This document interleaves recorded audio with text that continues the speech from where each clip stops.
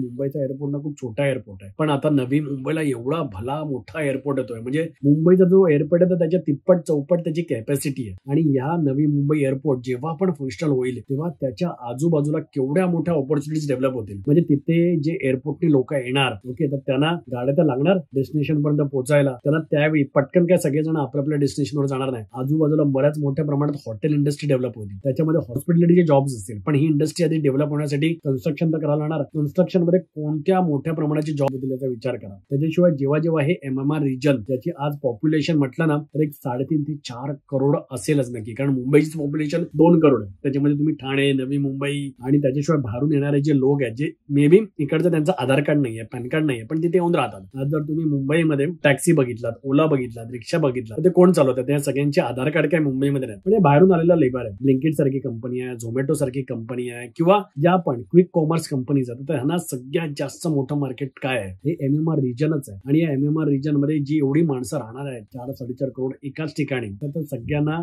ज्या गोष्टींची गरज लागणार आहे, तर ते जर इथे जवळपासच मॅन्युफॅक्चर झालं तर ते पटापट डिलिव्हर पण होईल. ओव्हरऑल तुम्ही बघितलात तर हा प्रदेश मोठ्या प्रमाणात डेव्हलप होतोय MMR रिजन मध्ये. संपूर्ण व्हिडिओ पाहण्यासाठी प्रगत लोके टॉक्सच्या YouTube चॅनेलला व्हिजिट करा.